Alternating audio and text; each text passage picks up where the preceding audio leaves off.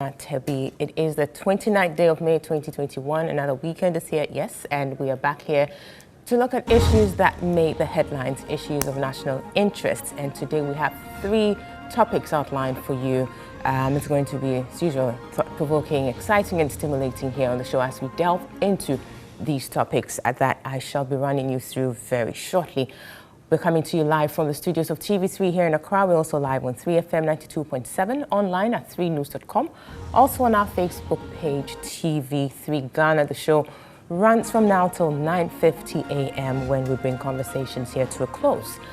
The first topic we'll be looking at on the show this morning will be the issue around laboratory scientists and the strike that currently is ongoing. Now, the medical laboratory scientists at the Confanoche Teaching Hospital last week embarked on a one-week sit-down strike to protest the appointment of two physicians to the Laboratory Services Directorate of the Confanoche Teaching Hospital. Now, they gave the authorities of the teaching hospital and the Ministry of Health a one-week ultimatum to withdraw the appointment of the two medical officers. Question is, why the strike? Now, the medical laboratory scientists hold the view that the appointment of these two physicians to the Laboratory Services Department constituted an intrusion into the profession of the medical laboratory technicians or scientists, and therefore an imposition on lab technicians at the Confanoche Teaching Hospital, and therefore, in their perspective, this violated the Health Professions Regulatory Bodies Act of 2013, which is Act 857. Now, the strike action has left many patients, the strike action, which, by the way, has gone national now, has left many patients in dire constraints, with many calling for the end of the strike. Now, the National Labour Commission has invited stakeholders in this issue to appear before the Commission on 2nd June 2021. Now, pending that meeting, the National Labour Commission has called on the Confanoche Teaching Hospital chapter of the Medical Laboratory Scientists Association to call off the strike.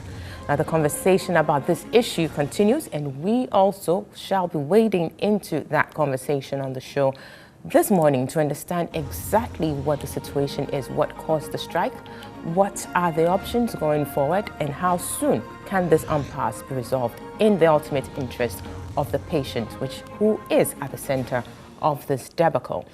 We'll also move on next to look at issues concerning the double salary payments of some MPs. You do recall that this issue became very topical in 2018. It's resurfaced now, and this time it has been resurfaced following an epistle released by the former Special Prosecutor, Mr. Martin Amidu, on Tuesday, the 25th of May 2021. Now, in the said epistle, Mr. Amidu alleges a lot of things. Now, he alleges, for instance, that the Attorney General at the time, Madam Gloria Kufu, and the Director of Public Prosecutions had both perused the case docket and had come to the conclusion that charges be filed against some of the MPs for prosecution. Now, he alleges further that the Attorney General was instructed not to do so by the President.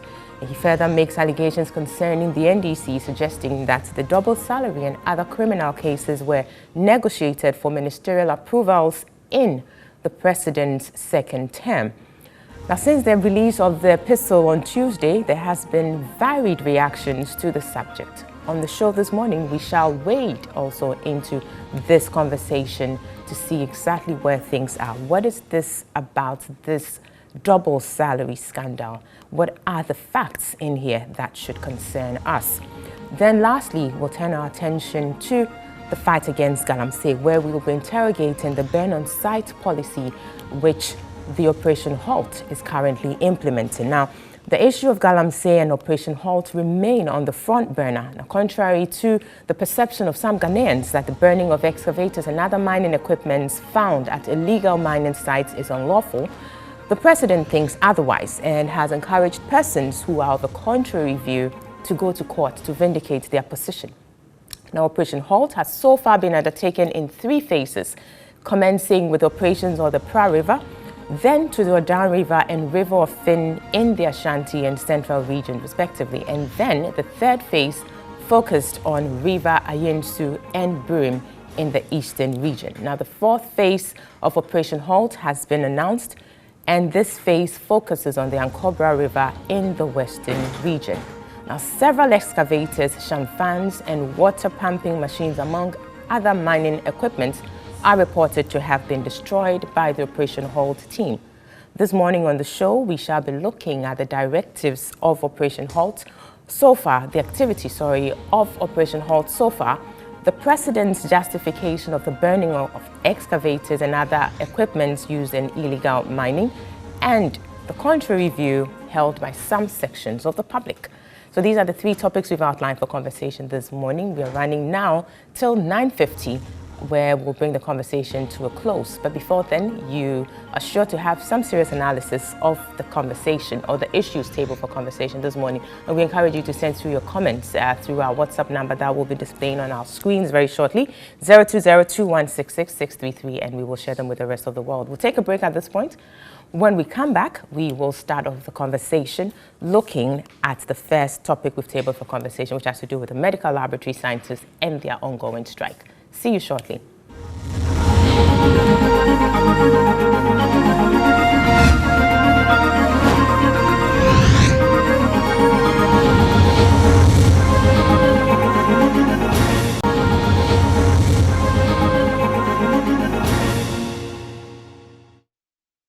Welcome back. This is the Key Points live on TV3, also live on 3FM 92.7, online at 3news.com, and on Facebook at TV3 Ghana. So we will be taking the first topic, which is a look at what's happening with the medical laboratory scientists and the ongoing strike. We have a story that's been put together to give us some more perspective into the issue just before we launch into the conversation. So let's take a look at this story, which is starting out from Accra here, then to developments in Kumasi, particularly the Komfanoche Teaching Hospital, and matters thereafter. Let's take a listen to this. Patients could not hide their frustrations and disappointment as they arrived at the laboratory department of the Greater Accra Regional Hospital. Some said they heard about the intended strike in the news, but were hoping it was false. Though they declined to speak to the news team, their frustrations were telling. The patient is suffering. The doctor, you need to give me, the only thing you have to do is to give me a refund and give me my sample so that I can go elsewhere and do it. But you collected it today that you collected my medicine. According to the medical doctor at the Greater Accra Regional Hospital, Dr. Emmanuel Srofenyo, the strike would greatly affect services rendered at the facility. The situation in which we find ourselves is indeed worrying. If we have to run the hospital without support of the lab for very sick patients, the kind of patients that are referred, also without the support of the blood bank, maternity cases, pregnant women who have delivered elsewhere bleeding and being referred to the Greater Accra Regional Hospital, this is going to suffer indeed. He called for the speedy resolution of the matter. Management is in a closed-door meeting looking at the options that are available. But the most important thing and the most sustainable solution should be a quick resolution to the matter, to the grievances that they have, for which reason they have to embark on this exercise. That will be more sustainable. At the Adabraka Polyclinic, the laboratory department was locked with a notice placed on the door. But for some patients, they were allowed to take the lab results, after which they were informed of the action. At the labor ward, the nurse in charge, Esther Jukamelia Benefu, said the situation could be dire, as pregnant women are the ones who urgently require blood for safe delivery. We've had 3 babies as I speak, and thankfully for those ones, they had already done their labs, so they are not new cases. So we are just praying that we don't get a walk-in client who really would need a lab investigation or need blood transfusion. That will really, disturb our work. The medical director, Dr. Abdul Razak Kwao, said management had devised mechanisms to deal with the situation. What we can do, probably to bring private, but then to also let them know that this is a public place and they are coming as stopgap, so they might have to reconsider their prices a bit. Actually, I've made those calls, and some of them are willing to reconsider their prices. He asked the striking laboratory scientists to reconsider the action. Even those hematologists were not sent there to go and head the place, they were just sent to go and work there. So, but then they are envisaging that in future they probably might make them to head the place. But I don't think we should make decisions in the future. I think they probably would have to reconsider it, and then the strike might not be worth it. The strike by the laboratory scientists at the Akomfo Teaching Hospital continues to have negative impact on health delivery. All laboratories at the hospital have been shut, indicating a full-blown industrial action. Patients who require laboratory services are now left with no choice than to seek services from private laboratories. Management of the hospital, however, says measures have been put in place for emergency laboratory services. This is the first time the ministry has written to all those involved that it wants to finalize the resolution of this impasse once and for all. And I think the ministry should be given the chance and opportunity to resolve this issue in the interest of the delivery of quality patient care at this hospital in Ghana as a whole. The laboratory scientists are unhappy over a decision by management of CATH to post some medical officers to the Laboratory Services Directorate as clinical hematologists. They want this physician specialist removed from the lab directorates and reassigned. But management says the clinical hematologists and laboratory scientists have different job descriptions. The two professions have different job descriptions at this hospital, and therefore the two doctors are not or have not interfered in any way in the work of the medical laboratory scientists. As a matter of fact, they are not even using the labs that are being occupied, that are being used by the medical laboratory scientists. None of the labs are being headed by the doctors who were posted there. So there's no encroachment whatsoever. So it was surprising to hear that those doctors have been posted there to take over the job of the medical laboratory scientists. It has never happened at this hospital. The laboratory scientists have resolved not to return to posts until the two medical officers are removed from the Laboratory Services Directorate. Right, so that was the story put together there, bringing into perspective the real issues here for conversation. I have in the studio with me Dr. Franklin Niama. He is a former Greater Accra chairman of the Ghana Association of Medical Laboratory Scientists. Good morning, Doc. Good morning, and good morning to your cherished viewers. Great, it's good to have you. Let me also take the opportunity to say a very good morning to the rank and file of the Ghana Association of Medical Laboratory Scientists. Very well. We cannot fail.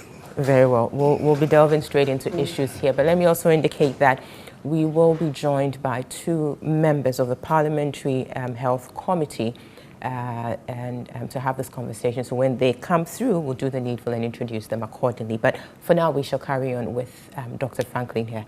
As I said, it's great to have you here. Obviously, the whole week has been, dedicated to this discussion because it's very important. The patient is at the core of this issue, at the heart of it, is this whole issue, and the dire consequences on patients and the country in general cannot be overstated. But we would also want to understand where medical laboratory scientists are coming from. Let us understand exactly what triggered this. We hear in the media that it was due to the fact that two medical officers were posted to the Akomfo Teaching Hospital Directorate of the Medical Laboratory Services there. But let us understand, now that you're here, let us hear it from your perspective. I think that this morning I will make sure that if there is somebody out there who want to vilify medical laboratory professionals because we have embarked on a strike, by the time we are done with this program, I want to believe that you will understand the issues and you will come to our aid and we will fix the health sector. The point must be made that it is not about the space that we are fighting about. Okay. It is not about space. People want to oversimplify the argument and talk about it as if it is a laboratory space, and some others want to come and function and ply their trade, what they have been taught and learned to practice. That is not the case at all. Okay. The case is about curtailing the development of a group of people, i.e. medical laboratory professionals. Now, it is the need of every profession to progress, to grow, and to be significant and to contribute. These are the issues that we want to bring to the fore. That the issues surrounding our work, it is making it impossible for us to be significant, to contribute, and then to grow as a people. And there is a lot of uncertainty too. And these are needs of every profession and every human being. To that extent, we have, and I want to put on record, that we are the only group in recent times who will embark on a strike, and it is not about the bread and the butter issue. The issues that raised this ugly head at Konfanoche, the point must be made that it happened in 2015 first in Kolebu, where 2 LPs were posted to the central lab. It resulted in a scuffle and agitation. Some way, somehow, the matters died down and work was going on.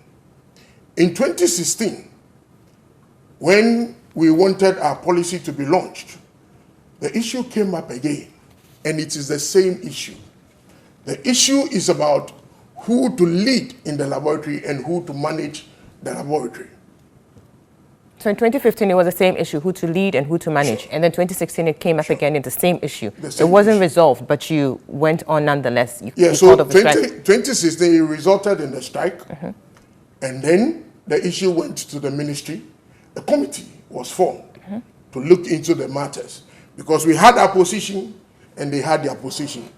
Their position was that, in summary, that all the laboratories at all the levels up to the district were to be led and managed by laboratory physicians. We are of the view that by the dictates clearly spelled out in the law, the space and the boundaries of medical laboratory professionals, nurses, pharmacists, is one that is sanctioned by law. It is not at the discretion of anybody. You do not have the luxury to decide that this is my boundary. It is sanctioned by law. I can agree that our work overlaps at a point, but it is one that is sanctioned by law. We were clear in our mind that the law stated clearly that the medical laboratory space is for the medical laboratory scientists. When I say it's for, it doesn't mean that if you are doing some research and you are a doctor, you cannot come into the space and do. But take note that to diagnose a human being, that is where we function. And that is what the law says, that you need to be licensed by the Allied Health Professions Council before you can practice. And so that was our position against their position. Their position when you say was their that, position, who do you mean? Who are you referring to as their? So our position was we are capable and we will lead the lab. Sure. It is important to put in perspective that history has it that medical doctors were the ones that have led the lab all this while. That's the history. But you see, let me make a point that Commander Hill was the first governor of the Gold Coast. Does he still have a right and stakes to become the president of Ghana? So that which you had before, because somebody did not have capacity, even though he is the one clothed with the power and authority to function, if you find yourself functioning in that space, it doesn't mean that it is your alienable right forever. The dynamics and the space of the medical laboratory science have changed tremendously. And today, as we speak, we have developed and we have capacity. We oftentimes deliberately, and watch those who call us technicians, medical doctors, it is deliberate. Very because well. they want to portray us as a people who do not have capacity. Just a minute, Dr. Franklin. Let me quickly announce that we've also been joined in the studio by Honorable Kwabena Minta Akando. He is the MP for Draboso and he is a ranking member of the Parliamentary Health Committee. And good morning. You're welcome, Honorable. Thank you. It's great to have you. Good. So back to you, Doc. I mean, see, the issues are very technical that, I mean, we would need to break it down further. Sure. For people listening, I'm sure they're wondering, you talk about medical doctors and technicians. I introduced you as Dr. Franklin Ama. People listening might say, but you're also a doctor, aren't you? So what is it? So first of all, let us understand. I think that in the hospital space, Let's just get it. Exactly. In the hospital space, to the commoner, every male you see is a doctor, and every feminine you see is a nurse. Okay. But that is not the case. Yes. So I am a doctor, but I am a doctor of medical laboratory science. Okay. Which is a CCS program, is a first degree. And so you're not a medical doctor? I'm not a medical doctor. Good. I'm a doctor so of not medical every doctor you science. see in a hospital is a medical doctor. And there are doctors who also have PhDs. Mine is a first degree CCS, Doctor of Medical Laboratory Science. Same as the CCS MBCHB for medical doctors. We have doctors for pharmacy, doctor for optometry. Okay. So we are on the same level. Very well. Fantastic. Now, yes, I will be coming to you, Honorable, but let me interrogate something further. You said that your strike is not about bread and butter. That's right. But about recognition, as it were. That's right. The appreciation, being given the space and the leverage to contribute to what we were taught and learned to practice. Very well. But let's just get this as well. Let's just understand it. So the two medical doctors who were posted to CAS, to the Medical Laboratory Directorate, what were they posted there to do? I am unable to speak to that because I do not have their job description and what exactly they were posted there to do. So, but the mere fact that medical doctors have been posted to that but directorate, before we jump the gun to that side, take note that this matter was a subject of contention between us and medical doctors, simply put. And the matter was not determined yet. A report of the ITS committee was submitted to the minister. The nitty-gritties must be discussed. Sure. We can now agree that at some point, when cool heads prevail, that our work cross at a point. Before that could be done, so I and Honorable here, we have a litigation issue on the land. The minister says that, okay, we are looking at the issue. We are yet to determine it. And before I know it, Honorable is mobilizing to go and build on the land. You know why? Because Honorable's members are one of a kind in management. Okay. The ultimate leadership position, the point must be made, is the sole preserve of medical doctors. And in this work that we do, the health professionals, if you do not know, we are highly chauvinistic. It is like a court group, and you could be whipped in line. And so it is not surprising, even though very disappointing, that the Confanoche management will go out of the way when they know that this thing has brought a lot of agitation on the front of medical laboratory professionals and doctors before. Yeah. So to go out of the way and jump the gun and post two people to the hematology unit is just something I try to understand. Very well. The audacity to do that when the matter is with the minister. And so you're saying that that matter you're talking about, the one that is unresolved, dates back to when? So that's back to 2016. And that hasn't been resolved. And so you're saying until that is resolved, there should be no that is the sensible thing to do. Medical doctors, physicians, whoever, to do. So take note of the shenanigan. Take note of the shenanigan that is going on.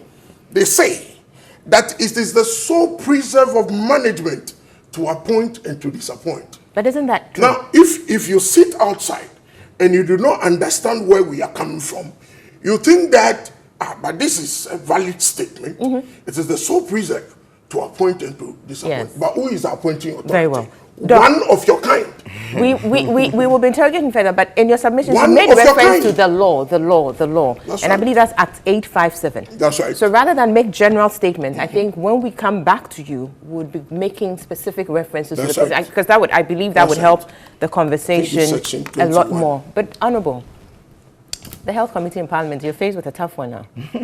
So from Dr. Franklin's perspective or his narration, as far back as 2015, there was an issue, not necessarily resolved definitively or conclusively, which is why it reared its head again in 2016, and again, not necessarily resolved conclusively or definitively, and now we've seen it come back. So what is this tension about, and what is being done to deal with it conclusively? Yeah, thank you very much. And let me say good morning to your viewers. And start by saying that every parliament is a new one. So the 7th parliament is different from the 8th parliament. The 6th parliament is also different from the 7th parliament. That's number one. Number two, there are procedures and processes to for a matter to be referred to various committees in parliament. And so I've had the opportunity to speak to some members of the lab scientists and I've, to some extent, advised them accordingly. Let me also say that, in my humble opinion, every body, every department in the healthcare delivery is very important, including the cleaner. Sure. I'm saying that most of the issues in the health sector has to do with recognition and respect. If we get this thing clear, it will mitigate some of these things going on, these tensions going on in the health sector. But let me ask this: medical laboratory scientists, this is not a recent phenomenon. It's not a new profession. It's been in the system for as long as we know. Yes, So yes. why the recent tension? You Why see- do you think that has happened? And let me indicate, sorry, that we're expecting to be joined by the chairperson of the Parliamentary Health Committee, and we're trying to reach him. We're not getting him. So if anybody knows his whereabouts, they should try and get his attention, that we're trying to get him on the line to help resolve this issue that we have. So hopefully we're joined by the chairperson of the Health Committee in Parliament. Yes.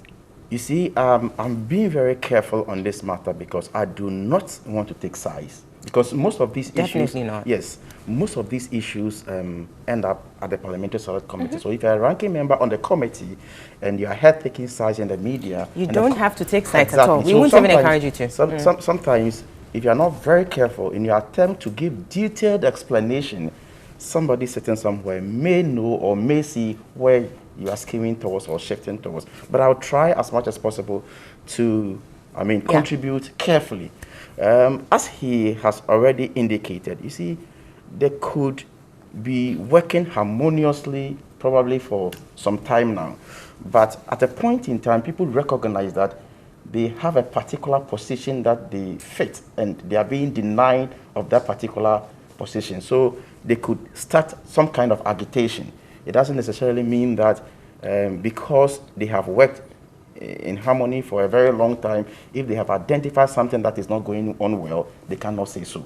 You understand? And so for me, I think that they must take their time, and I have stated it on several platforms, that you see, unfortunately, those who bear the brand of these strike actions are the common Ghanaian, the ordinary Ghanaian who may not be able to afford to go to the private laboratory. It is not the minister who must resolve this issue. It is definitely not him. It is not the CEO of Companoche who must resolve this issue. Okay? And so... But who should? I'm saying that they will not bear the brand. These people will not bear the brand of the strike, but they must resolve the issue. Sure. Are you getting the point I'm making? At the end of the day, it is my grandmother in the village Exactly. ultimately who will bear the brand of the strike action, who has no, power or authority to resolve the matter. I think that this matter shouldn't have even gotten to this far, because the strike action started about a week, more than 1 week ago, and it began from Companoche Teaching Hospital. Every sector has a minister. Okay, every sector has a minister. I do not think that for the past 1 week, the minister hasn't heard that there is some strike action going on in Companoche. Why has it been escalated up to this point? At least. And I had the opportunity to talk to one of them, and he said they wanted to meet the minister, and the minister says there's a particular roadmap. We don't do that. If there's an issue, you engage, you listen, you are abreast with the facts, and then you help in the resolution. And that's exactly what we have appealed to the lab scientists, that they must go back to the laboratories and engage us. They must petition us.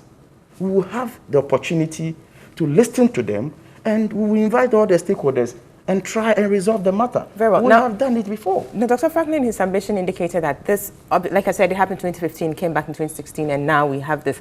So at the level of Parliament, the subcommittee in Parliament, what do you have in respect of this issue? We don't have anything. So it's never not petitioned to, and that is why I started by saying that every parliament is a new one. You may have some members of parliament on a parliamentary select committee on health in 2015. You may not have a single one of them on the committee now. There should be documents, shouldn't it? Of course, there should be documents. And what are the documents saying? Well, as far as I am concerned, issues of this nature has never been referred to the committee before. You understand? Is that the case? They have never been referred to. Well, so you are hearing from the Honorable himself. So that is why I'm saying that the association must, if they think that they are not getting justice or they are not getting, the attention of the minister, they can petition us. We are one arm of government, and we are ready to listen to them because our constituents are suffering. Very well. Now, Doc, you indicated that there was some form of, a certain process that had been started which hadn't been concluded, which is why you said until that is concluded, you don't, in your perspective, think there should be any such posting. What I'm saying is the reasonable thing. No, I get it, but I just want us to understand that process, what it is about and where it is, and if indeed there are any plans to actually carry it through. Because Honorable Akando mentioned that the minister had said that there's a certain blueprint or a roadmap. That's what I've heard. So if indeed there's a certain roadmap, then perhaps it ties in with what you're saying, that there's something that should be done in terms of the process that was started, which is ongoing, which is why I just want us to understand it. Because we can't always necessarily be doing ad hoc things. If there's a process, then we need to see it through. And perhaps that is something that your association should be. So if we are all law-abiding and we are following due process, we wouldn't be where we are today. There was a subject for litigation. Minister constituted a committee that I do not have capacity to understand the issues. So in the wisdom of the minister, he brought 3 eminent men together, chaired by Professor Ite himself. And they looked at the issues. They invited stakeholders, not only the two of us that are having the contention, the main contention. They invited Teaching Hospitals Board. They brought their views. And the report is ready. That's a December 2018 report? That's right. Okay. The report is ready. And what does the report say in terms of the way forward? So the report has various shades of things that needs to be discussed. A report doesn't mean that you go and implement it as it is, because there may be relevant portions of the law. You see, it's not everything that you use discretion. The dictates of the law must be followed. And so what I'm saying is that whatever the case is, there was a report.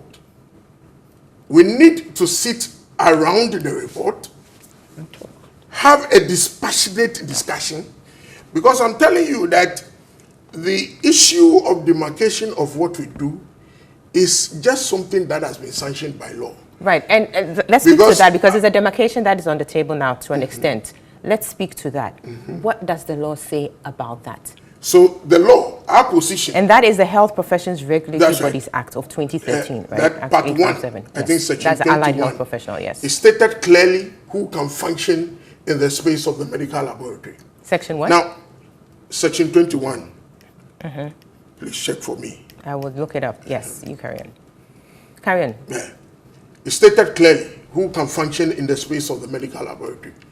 Now, it is emphatic, let me stress here, that the part 2 that talks about the Medical and Dental Council is silent on laboratory physicians. I am suggesting to you that these people are the people at the helm of affairs.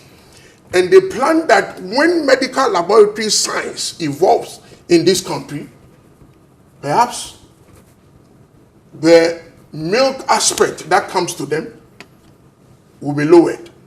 And so they planned it and insisted that, contrary to best practices that we should all abreast ourselves with, so that medical laboratory people, having gotten capacity now with consultants in our midst, can also rise to the pinnacle and manage our affairs. Yes, Honorable. Can I come in here? Please, yes, you see, please do. if my brother says this, he is not trying to be fair to us, because there have been instances where, and you see, as I initially indicated, some of these things will boil down to legislation. Sure. You understand? That's where we come in.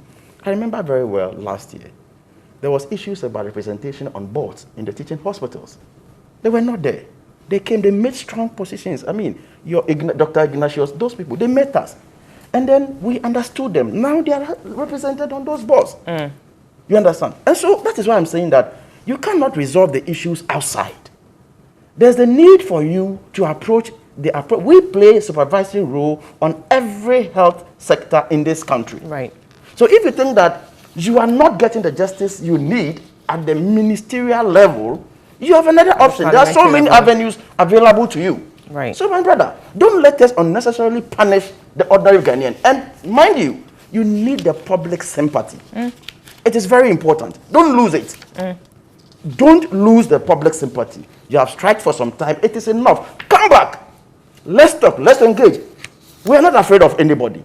We don't lose anything. We will sit down. If we think that, they are cheating you, we will say so. But if you continue striking, people lose their life, what will we gain? The impact is just unbelievable. And we have a story to that effect. Let's take a listen to that. Doc will come to you, but let's look at the impact the strike is having on the ordinary Ghanaian. This is focusing on development at Kolebu Teaching Hospital. Let's take a look at this.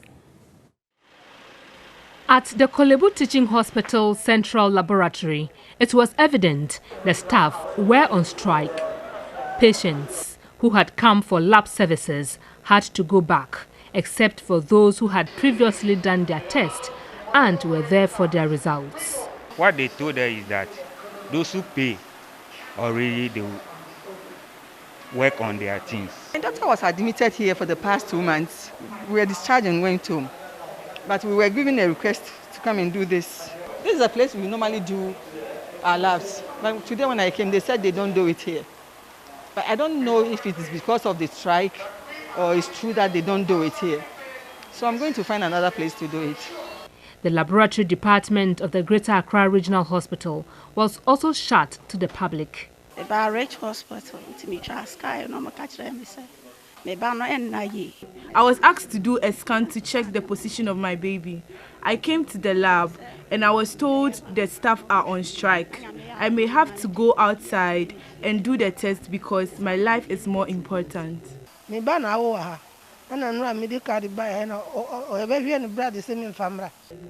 My daughter delivered here and samples of her blood were taken. We were told to come for the results today. There be a cover 2 times a day. They say we buy a baby and the doctors and say we need blood for my mother who has been operated upon, but the staff are on strike. We can't get the blood. Those who had previously done their lab tests and were told to come for the results were even more frustrated. My mother seriously needs blood transfusion. We donated the blood yesterday and were told to come for the results today. Now we don't know what to do. That was 3 days ago. I did a test. I was told to come yesterday for the result. I was here yesterday and they told me that my result isn't ready. I was here around 3 o'clock. So I was told to come today. Only but to find out they said they are not working, that they are on strike. I'm really disappointed, because if they just took the decisions today, they should consider the people they've already given an appointment for their result instead of just bluntly refusing to attend to them. But medical director at the hospital, Dr. Emmanuel Srofenyo, explains. The facility is working with the lab leadership to make sure that those tests that have been done already during the time that there was no strike and they have duly paid, it is only fair that we put in place a mechanism so that they can get their results. But the Ghana Police Hospital Laboratory was open to the public.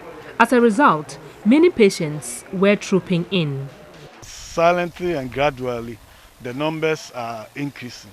Normally, by afternoon, the numbers there will be in single figures, but the place is still full. DSP Yao Nketiah Yeboah appealed for support for the laboratory. Since we cater for more and more civilians, there's the need for the public to also come to our aid whenever they go to the aid of other medical facilities. That is why we are drawing this attention that because of the strike, we will need more PPEs.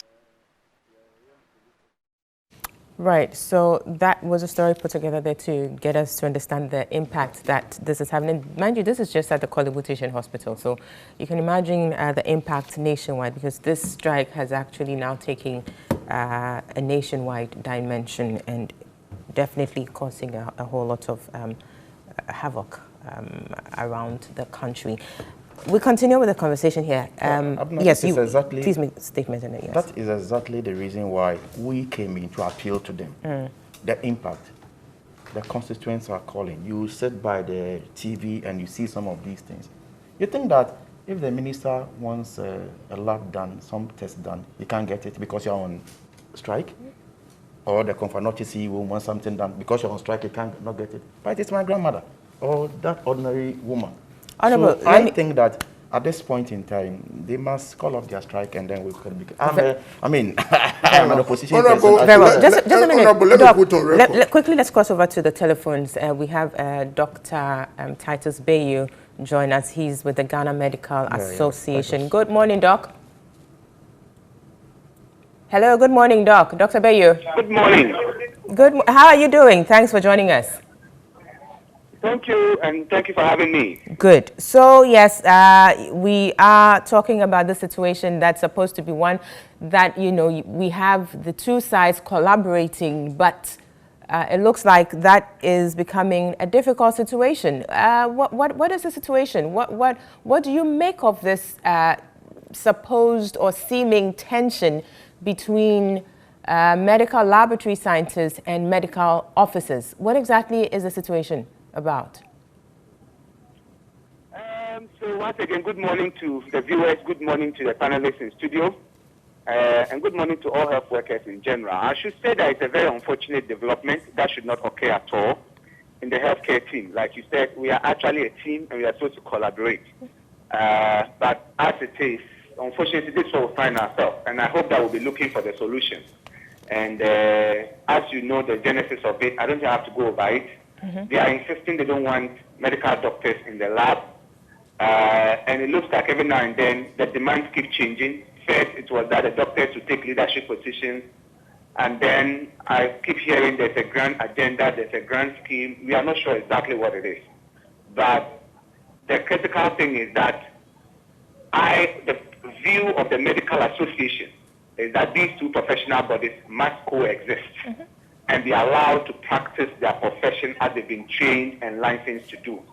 And that is just our simple explanation of what we expect to be. Very well. Now, listening to Dr. Franklin Amma here, who is with the Medical Laboratory Association, he says that, you know, their agitation is not really about bread and butter matters, but that of the need for recognition and being able to, you know, give them that space to operate in the space that they deem to be for medical laboratory scientists. So about recognition, the respect, and those matters that, you know, ultimately gives their profession some legitimacy, if you like.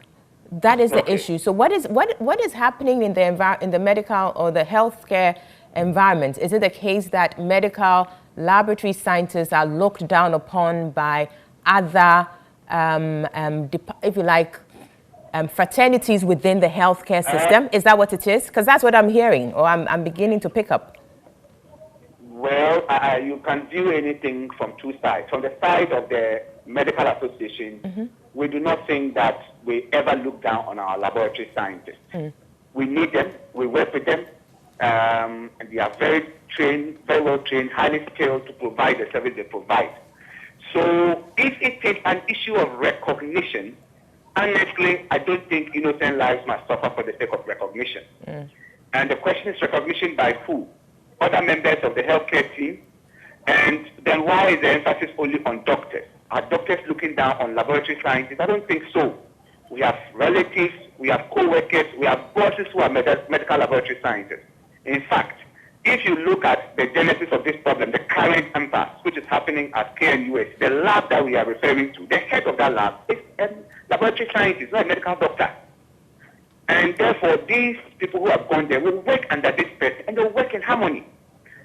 Our medical students are trained in part by them and work in harmony. They respect them, they mark them, they grade them. Some of our doctors who are specializing in this laboratory medicine actually train under them for their bench work. We've done programs together with some of them. I did my master's together with some of them. Some did PhDs, even higher. So I don't see the issue of legitimacy. If it's legitimacy as well, this profession is recognized by the Health Professions Act.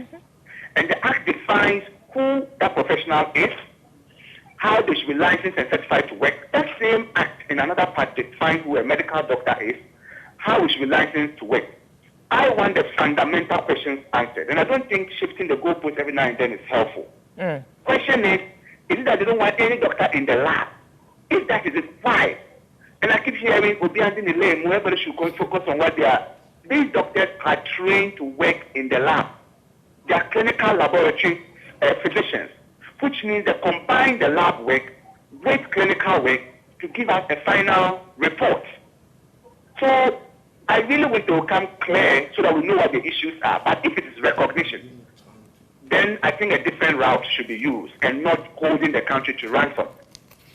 If you think the current law in its form doesn't give it enough recognition, ask for a review of the law. If you think there are some policies that do not give it enough recognition, ask for a review of those policies, but don't hold the country to ransom. And we are cautioning the leadership of this country, all other stakeholders, that we should not act in the middle of emergency, and I think that's what they are trying to create. When they create a national crisis, a national emergency, then we'll find a quick fix political solution or emergency solution to this. But this has serious potential to disintegrate the entire healthcare system. Now, Doc, so if we decide today that yes, laboratory scientists, no doctor should go to the lab, which will be illegal, and the GMO will resist that because it will be killing one entire specialty of medical practice. But it is going to open a Pandora's box where the radiographers will say they don't want radiologists to work there. Where, in fact, the Allied Health Professions Council regulates about 17 professional bodies. And these professional bodies work hand in hand with doctors. And we all work together. If everybody says they want to be independent, they don't want to have anything to do with any doctor, then what kind of system are we creating? And in which country have we seen this? Right. I think this will be my initial submission on that. Very well, thanks for that. But lastly, before you go, what do you think should be the way forward? I mean, because obviously, like you said, the ordinary citizen cannot be left to suffer the brunt of this. What should be the way forward? We do know that there's an NLC, National Labour Commission hearing scheduled for 2nd of June. But before that, obviously, something should give at some point. What would you recommend? Is that all of us appeal to our colleagues to come back for us to work. They should itemize their claims clearly or concerns clearly, and let's sit around the table and talk. But they should be mindful that the medical work, clinical work, hospital work, healthcare work in general is a team work. And we all need each other. Very well. No one has any intention to make another profession subservient, as they keep saying. And I'll make this clear, the GMA does not intend to do that. But one thing they need to recognize, that in some areas, when you have finished your technical work, a clinical person also needs to add a clinical eye to it. Because that person knows some aspect of the patient you do not know. And remember, we are not treating results. We are treating a human being. When any doctor just look at your lab results and treat you without talking to you, without examining you, that is not a properly trained doctor. So let us sit and talk. Let's not hold the whole country to ransom. Very well. And let us find amicable grounds. Very well. We recognize our profession, and we are happy for any other professional group, for that matter, to be highly skilled and highly trained. If you take the nurses, they have consultant nurses now. We are happy to work with them. We've never protested. Pharmacists have their council. They can train to that level. They have their council, the West African College. They can train in the college to fellowship. We are happy because it brings out better professionals for us to work with. Very well done. Let us sit down because we do not see, it looks like we are chasing after a shadow that does not exist. We do not see any attempt to hijack, to suppress, or prevent growth of any other discipline of medicine. Very well, we thanks, want everybody Doc. to go to their fullest. So we should sit down and talk. So I appeal to the doctor in the studio or the lab scientists in the studio and all the colleagues that, look, let's sit down and work. But Very my well. final bit will be to government. Okay. And I'm happy that Honorable is in the studio and other government functionaries and parliamentarians, the people who have the power to make rules, are listening to this situation. Very well, They Doc. should be careful. There's no quick fix to this. Thanks, Doc. I think we can hear. We can end it. Respond in a hasty manner. Very well, Doc. Anything that jeopardizes another profession. We'll end it here. We will not tolerate that. Thank you. Thank you, too. Thank you so much. That was Dr. Titus Bayu. He's with the Ghana Medical Association. You heard his views there as well, calling for talk or discussion around the table, as has been said here also by Honorable Minta Kando. Indeed, and that's what the generality of the people in Ghana are saying. We'll take a break at this one. When we come back, I will come back to you, Dr. Franklin Ama, because I know you have a lot to share with us. We will come to you very soon. So there's a key point. Stay with us. We'll be right back.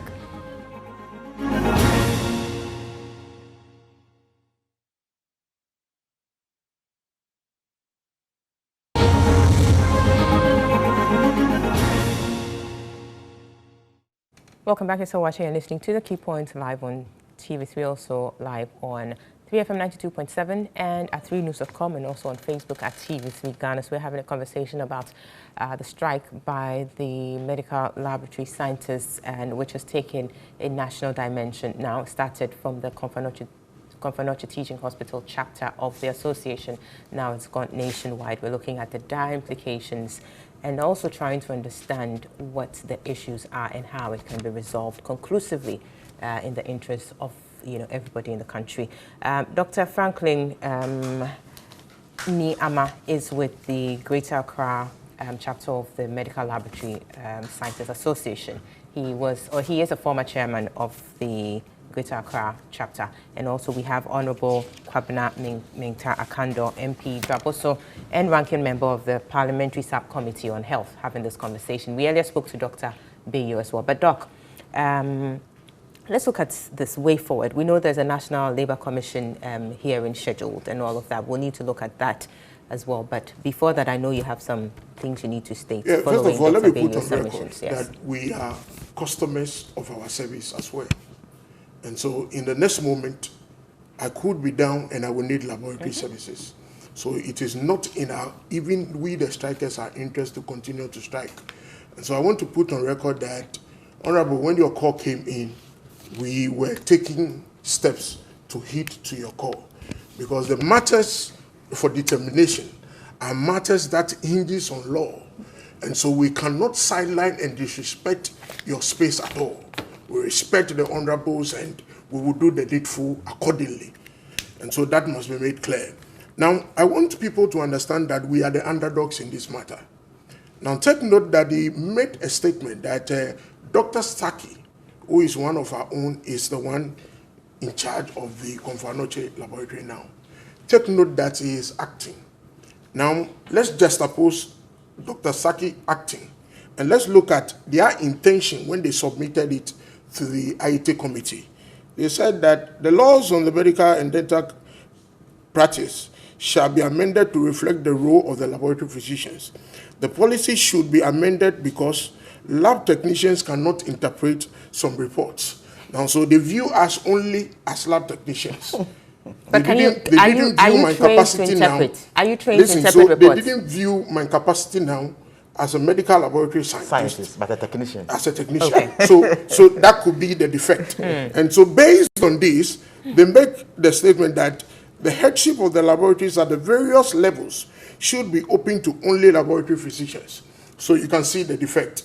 We have evolved, we have consultants in our midst. And so if you view us as technicians who definitely lack ability to interpret results, that is it. But I have But capacity. you're saying that there's been an evolution. I can interpret You results can, sure. for you. Even though in practice, that is not my job. So laboratory physicians interpret results to their colleagues. We generate the results. But you see, as the results come out, you need to understand. That is why we ask for certain things on the request form. Summary of the clinical diagnosis, so that if I see, I can marry and relate that, oh, I'm seeing high HB because they said dehydration. So it is not a polycythemia case, but it's just a case of dehydration. If we hydrate the system, everything is fine. This is for the science community. Now let's come to the issues. Saki is acting. Fast forward, LPs will have to train in the lab. Who are LPs, by the way? Laboratory physicians. Laboratory physicians. Will have to train in the lab. And they went to assess the lab so that they can train their kind in the lab. And this is their report.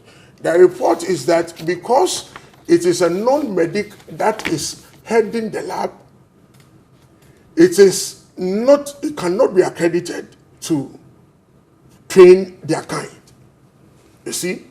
And Saki has been acting for 6 years. And you now take steps to post medical doctors there.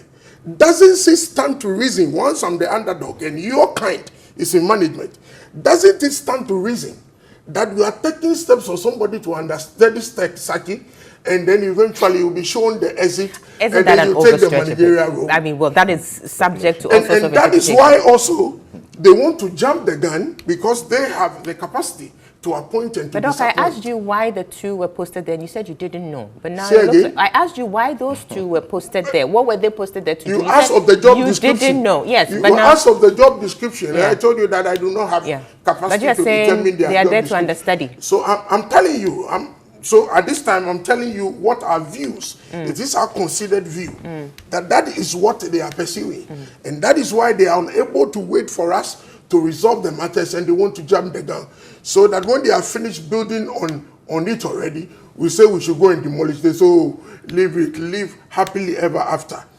Now take note. Isn't that too speculative? Take note that in the health sector today, we are not recognized beyond the first degree. As I sit here, I am a principal medical laboratory scientist.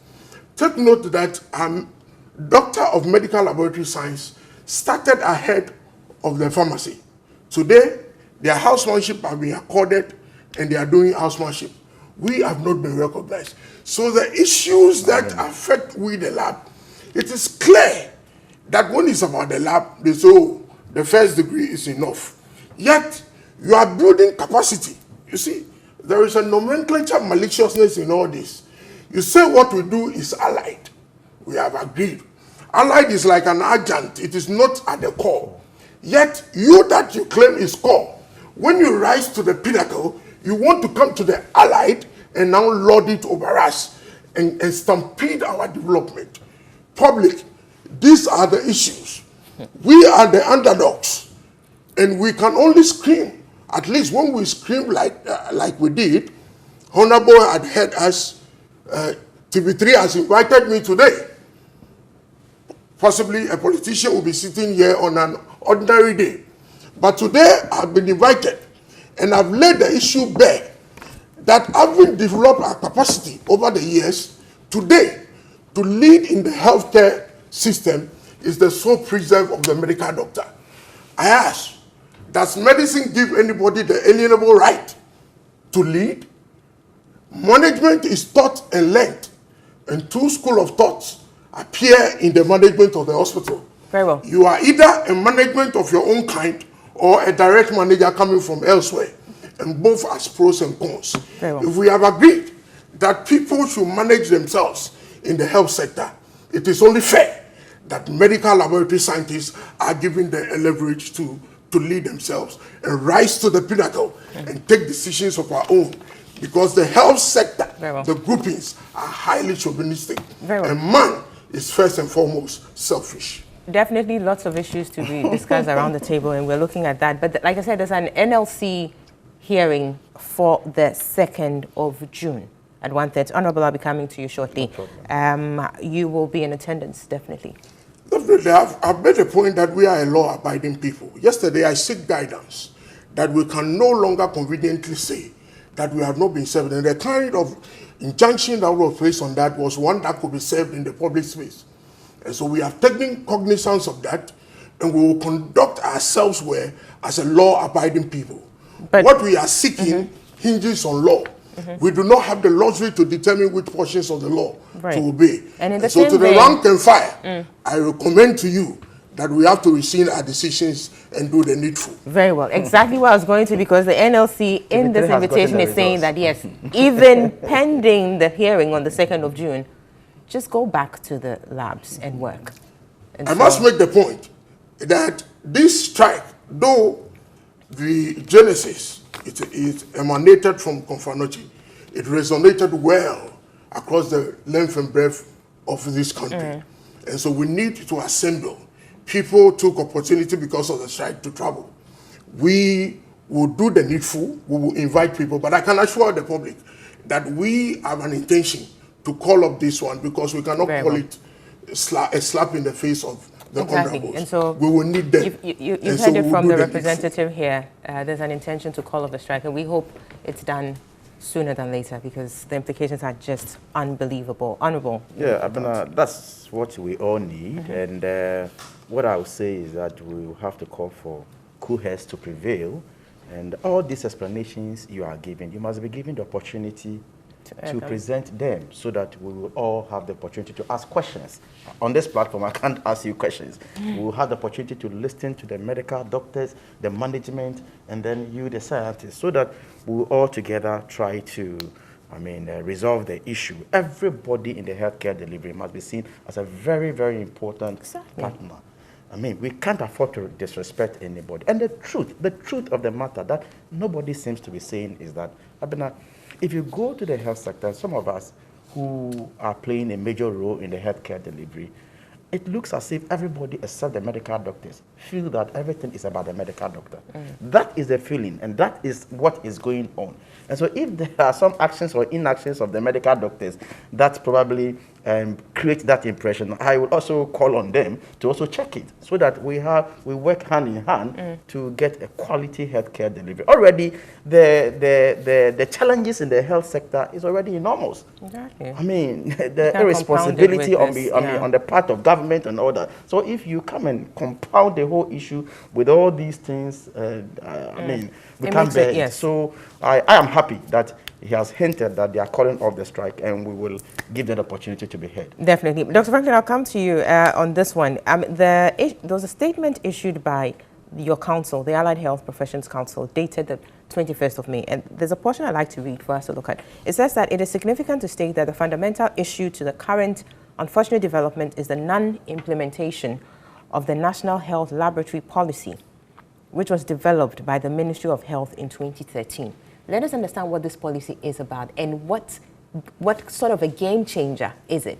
Because it suggests that if it is to be implemented, we wouldn't be having this kind of thing. So what does it do to help with this? So the health laboratory policy is what will transform our space as medical laboratory profession. Take note that there is no bottleneck up to the infrastructure and everything. Where the bottleneck was who to lead the lab, which I read to you, their position and our position. And so if he says that it hinges on the health laboratory policy, the real issue is about the management of who should lead the lab. But what does that policy say? So that is what I'm telling you, that the policy has several segments. It categorizes the laboratory into primary, secondary, and tertiary.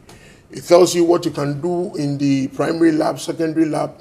It takes cognizance of transportation system within the lab, so that if you go to a primary lab in Kautrife, in New Edibiasi area, that lab should be able to take your sample and transport to a lab where you can get the service. Yours is to go for your report. And so it is a fine system. It will serve our clients well. But this has not been allowed to see the light of day. But does it resolve the issue about who heads? Because that ultimately Now, is take what is note the that challenge. this policy was developed in concert with CDC, including the laboratory physicians, until such a time that they insisted that the leadership position should be their precept, and then they left. Very well. And so take note that best practices was taken care of. And so to insist that they want to lead was not best practice. That's why it was not put in. Very well. We need to wrap up your concluding remarks. Yeah, so my concluding remarks is that In we can all addition see to calling of the strike. we can all see that the health sector needs an overhaul. Currently, as we speak, I'll speak to just this issue.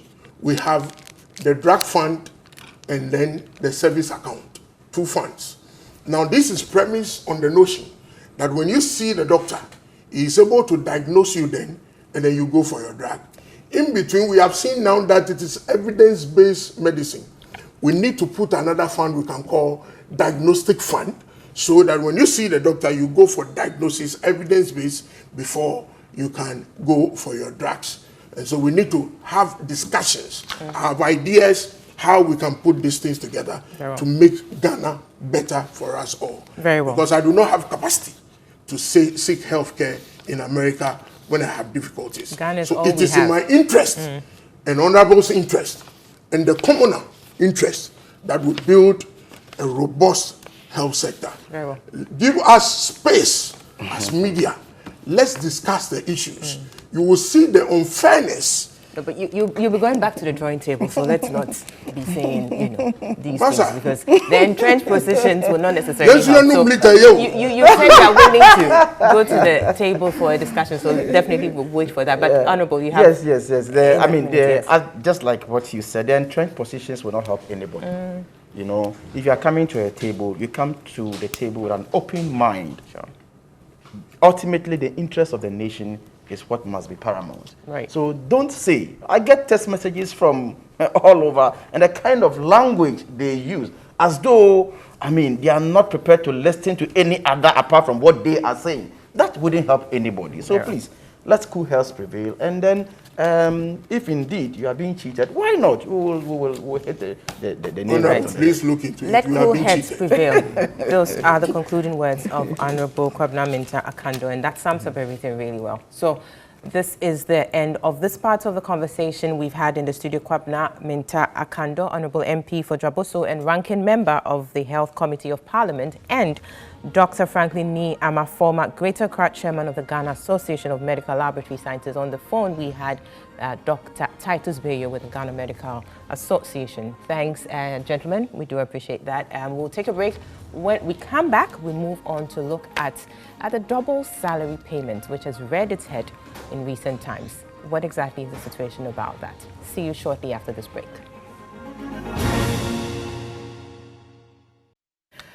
Right, so welcome back. This is the Key Point, and you're still listening to us on 3FM, also watching us on TV3 and online at 3news.com, and also on Facebook at TV3 Ghana. So we're moving on next to look at the issue about double salary payments that were received by some MPs of the 6th Parliament. And that issue has come up in recent times following an epistle that was released by the immediate past Special Prosecutor, Mr. Martin Amidou. In the studio, I have with me Honorable Roxin Dafiamekpo. He is the MP for South Dai. You're welcome, Honorable. Thank you. It's good to have you. And on Zoom, we have Mr. Richard Nyama, Deputy Communications Director of the new Patriotic Party, NPP, to have this conversation. Let's start off with this. Let me start with you, Honorable. This issue first broke, I believe, sometime in 2018. And yes, there was talk about it, but it went down. Now it's come up. But before that, 2017, that's true. Now, before we even go into that conversation, let's take a listen to a statement or a reaction to this issue by Dr. Dominic Ayine, former Deputy Attorney General and the Honourable MP for Bolgatanga East Constituency. Let's take a listen to this. Okay, when it was pointed out that this thing happened under President Kufuor, it means that it's a system failure. And that certain persons, including the Honorable Chairman Sabunsu, all right, and then the former Speaker of Parliament, were also, beneficiaries, if so to speak, of a double salary, regime. So it's a system failure. If they do not set it up in such a way that, persons who are appointed from, Parliament are paid from one source. But if they are being paid from different sources and they are overpaid, all right, the best step to take is to write to them and indicate the sum that has been overpaid and ask that. And in fact, under the public, laws of this country, the laws governing the public sector, therefore you cannot even take the entire sum from the salary. From the salary at once, no, certainly it has to be staggered. To agree a payment plan. So I don't see where is the criminality. The NPP, almost anything that happens under the NDC, they want to come and then make us look bad. Okay. Okay. Look, I am prepared to fight the Attorney General any day on this matter, all the way to the Supreme Court. My integrity is at stake. The integrity of my colleagues is at stake. You don't criminalize an otherwise, non-criminal conduct. Right, so you heard Dr. Dominic Ayine in there reacting to the issue about double salary payments, indicating that, well, this is an issue that is not peculiar to NDC members of Parliament only, but some members of Parliament from the NPP during the administration of President Kufuor also had similar issues. Honourable, let's start off the conversation here. What are we to make of this situation here with double salary payments? Criminality or not, prosecutions or not? What is the situation? Thank you very much. This is a matter of law. And properly anchored in the Constitution. We speak of the conditions of service of Article 71 office holders. Now, if we may look at what Article 71 exactly says. 71.1 says that the salaries and allowances payable and the facilities and privileges available to. There's a long chain of category of public servants, including the president himself, the vice, the chief justice, members of parliament. But because it's about members of parliament, I will want to zero in there. Sure. Including chief executives. Now, if you go to 71.3, it says that for the purposes of this article, and except as otherwise provided in this constitution, salaries includes allowances, facilities, and privileges, and retiring benefits or awards. So when we speak of double salaries, it's not really about what comes to you at the end of the month. It also includes what is actually paid to your maid servant, for instance, because those are the facilities attendant upon your office. Your driver. That's what the Constitution is saying. I am not saying so. Now, the other thing we must look at is that how is crime determined in this country? If we want to say that somebody has committed a crime, two things must happen.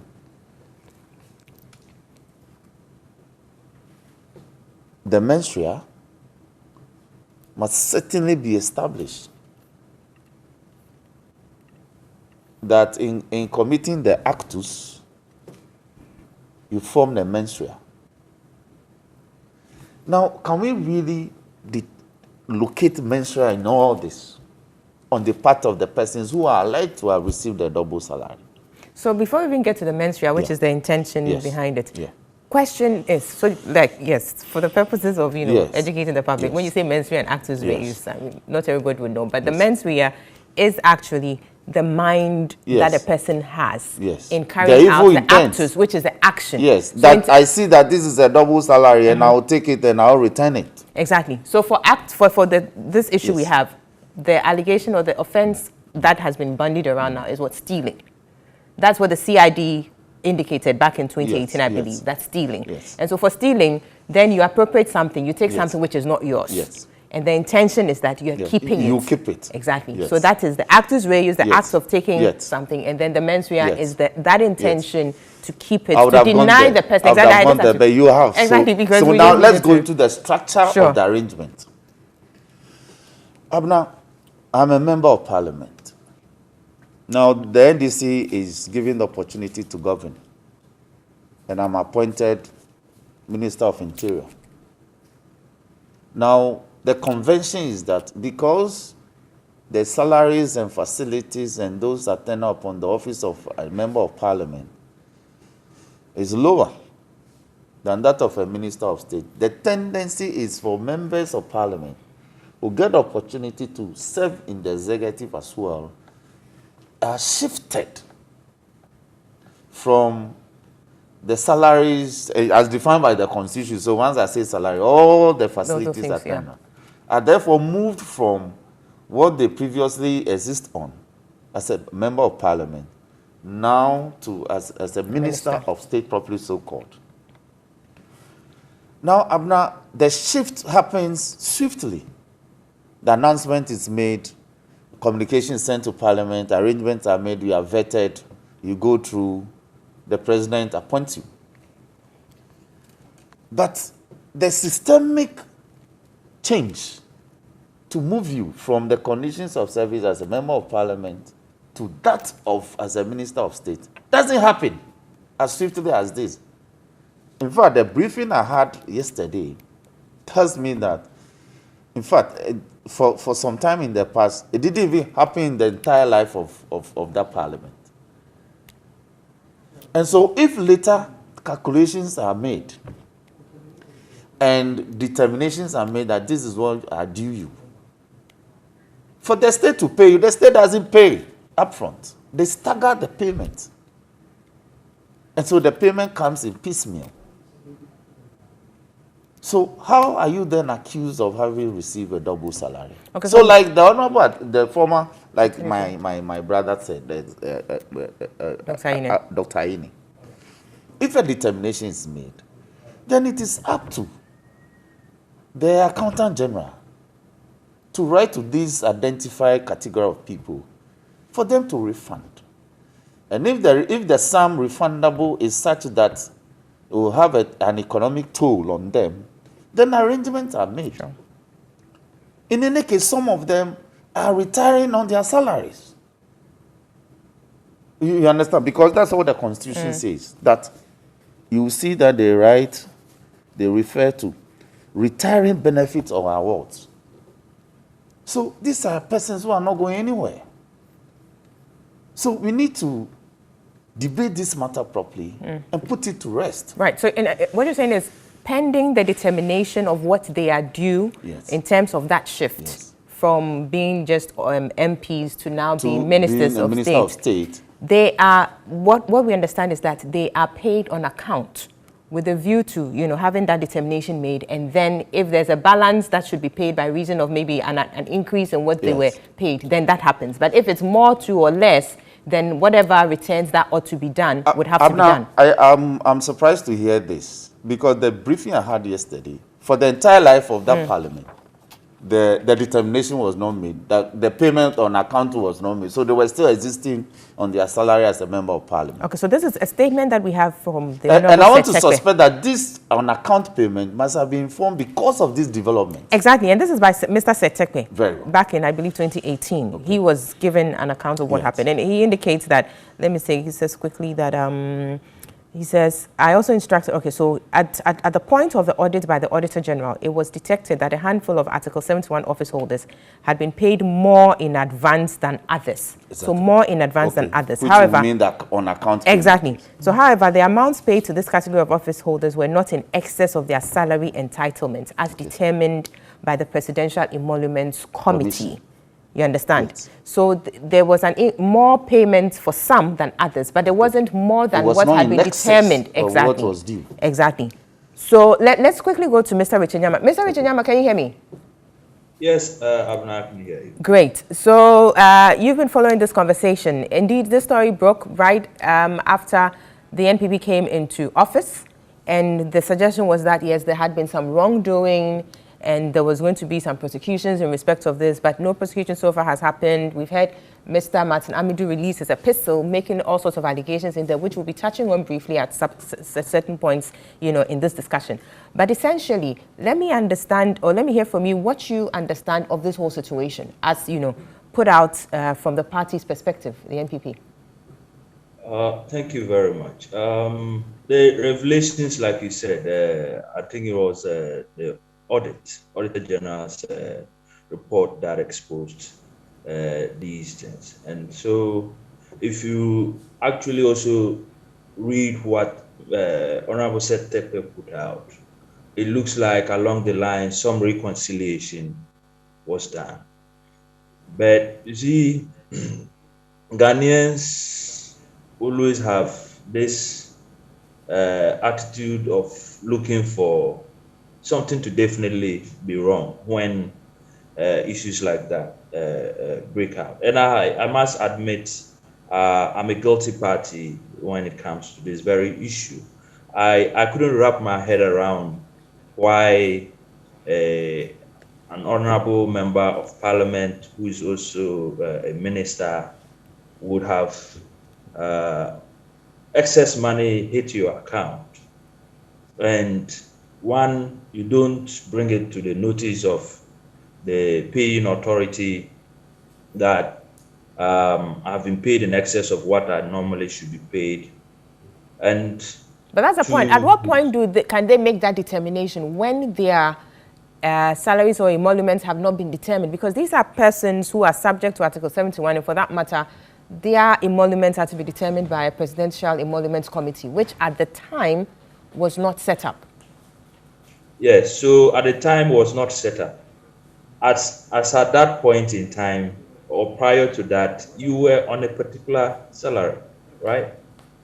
And so until it has been determined that there's a new emolument that you are entitled to, it's the old one that you're still on. So my assumption is that if something hits my account and it looks more than what I'm required to have, I'll first and foremost inquire from my bank if they did the wrong payment. If you take your bank statement, if it is a wrong payment from the bank, you will see. If it is a payment from the Controller and Accountants General, you will see. You will know who is crediting your account. And so point is that at what point did the said persons notice, if at all, that they had been overpaid? And did they take that step to report and possibly return the monies? And that goes to that speaks to the issue of menswear. Okay, because if it is not your intent, you didn't do the act, it happened to be in your account. But when it comes into your account, I think you have a moral responsibility to report it. That look, there's something irregular here. Can you take steps to look at it? But that aspect wasn't done, largely from the reports I have read. And for me, that is where the issue is. It's more of a moral issue, okay? Because in the end, the authorities, from what Seth Tepe is supposed to have done or said, may have corrected it. And so is there still some legal recourse in this instance if that has been done? I'll leave that to the lawyers. But I'm saying that if you were caught in this double salary quagmire, it is more of a moral question that you should, being a high profile person, have the moral compass to say, no, this shouldn't have been in my account. You take the steps to report it and have the money retrieved. But if you did not and you went ahead and spent it, then the intent is there because you are not entitled to it and you took it. Right. Now, let me come to you, Honorable. So, Mr. Yama is raising a bit about the moral sides of things, but then what we have facing us is also the legal aspects or the legal sides of it, which is why the question about prosecutions would even come in and why we would very soon go into what Mr. Martinamidu raised. I mean, just briefly, because Yes. those are allegations he's put out. They have used a very simplistic understanding of the issue to approach it.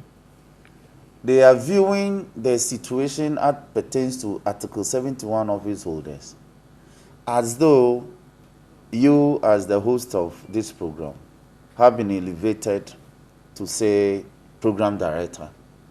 So of course there will be salary differences. Now you exit from here, you go and assume duty as programs director. You are taking salary as program director, and yet your salary payment as the host of this show didn't stop. They think that is how it operates. No. This is a very specialized arrangement in the public service. For instance, I am still existing on the conditions of service of the 7th Parliament. It has just been determined. So as a member of the 8th Parliament, my conditions of service is not yet determined. So you're still receiving what you were getting under the 7th. Exactly. So then there won't be any change. But for what we're hearing... Hold on. So let me. So when you, by parity of reasoning, when you become a minister as a 7th member of Parliament, there are supposed to be changes in your salary structure. It doesn't happen until sometimes after the term of that Parliament, when the commission is set up. So hold on. Now, when it is eventually determined, you are not even finished with the breakdown. But see, before you go on, no, I get what you mean, but let's get this part about something Mr. Tikwe raised. He says, as a matter of practice and convention, Article 71 office holders, including members of parliament, ministers of state and deputy ministers, are always paid on account, awaiting the establishment and finalization of the work of the Presidential Emoluments Committee. So what I'm getting from this is that, yes, pending the determination by this committee, you will be paid. You see, but are you saying then that the on-account payment that he speaks of is not really on account? So what is it? It is actually the salary conditions or the conditions existing. Okay. So but there's nothing he's changed. using an accounting term. So it is something that is determined. You see that. So why then wouldn't he say you are continued to pay what you were taking previously than to say you're paid on account? No, not what you were taking previously, because there may be a new person. But you've been stated on, say, if there were deputy ministers there were deputy ministers in the 6th Parliament, during the NDC, when the MPP came. That was the 6th Parliament NDC. Yes. Now, when the MPP took over, those deputy ministers will be paid on the conditions of service, because it would have been determined by the time JM was exiting. You understand? So they will determine the conditions. So you wouldn't have been on that condition previously. So that's why I understand why Tekpe want to say on account. But it is the conditions of service determined for the persons who exited during the life of the 4th Parliament, the 6th Parliament. Now, when it is eventually determined for your situation, you too you may have left. But when they are paying you, they even stagger the payment. They may put it out that you are due this. But when the payment is coming, Richard speaks as if the payment will come and there will be a breakdown. No, government hasn't got money. That's what they tell you. So even though 10,000 is due you, we want to pay you 3,000. When that 3,000 comes, they don't give you a breakdown. So you're actually struggling to determine which component of this is contained in this 3,000. So if a determination is made by the accountant general that pursuant to all these arrangements, excess monies have gone to A, B, C, D persons. It's just for them to return it. It's to tell right to these people. But they have decided to term it double salary, Richard and his people. It's actually not a double salary. But that leads us to the allegations being made by Mr. Martinamidu. That he understands that, there had been some, or the Attorney General back then and the Director of Public Prosecutions had actually perused the case docket and had, as it were, established that a prima facie case had been made, and so prosecutions were recommended, but that didn't happen. So those are allegations yet to be proven, though. But if that is anything to go by, then it suggests that there was indeed some double receipts of salaries. Abna, receiving double payments, it in itself is not a crime. But the decision to keep what constitutes the second over and above payment, what you are entitled to, exactly, is what may constitute a crime. But I'm saying that you, the recipient, very often are placed in a position that you are not even able to determine. So the determination is done by another public institution. Right. So what do we do when that determination comes? Are you approached for you to refund? You see, I think we should be thinking of the commission of a crime if when you were approached to make the refund and you failed, and you refused and not failed, then that is where we can determine that, oh, you actually are minded of come to the opinion that you will keep this money even though it is not due you. But once we haven't done that, we cannot put this out in the public domain that persons have misappropriated public funds. And therefore they should be prosecuted. Right. Look, Abna, you and I know that docket, even the Republic often will enter and only prosecutor in a matter. Yeah, but at least prosecution would have started. I agree. Yeah. So the mere fact that a docket has been prepared and some officer determines that there's a prima facie determination of the charges that have been leveled against the suspects, and at that time suspects, but now accused persons. Right. But prosecution has not proceeded. In itself, it's not something that will bother me. Sure. But let me quickly cross over to Richard, because Richard, the reason why this is of importance to me perhaps is that, you know, like Honorable was saying, there would be an opportunity for these persons to perhaps explain what happened. Yeah. And that would lead to a certain determination by the court. That is, if it actually prosecuted this matter. But here we are. No prosecution whatsoever has started. And we're hearing all sorts of things being put out there by Mr. Martin Amidu. And I must add that those are allegations as they stand. But to the extent that this happened as far back as, if you like, 2017, 2018, nothing concretely has been done about it in terms of, yes, if there was any quote-unquote wrongdoing, then perhaps the persons who are alleged to have committed that or those wrongdoings should perhaps be brought to book. Nothing of that sort has happened.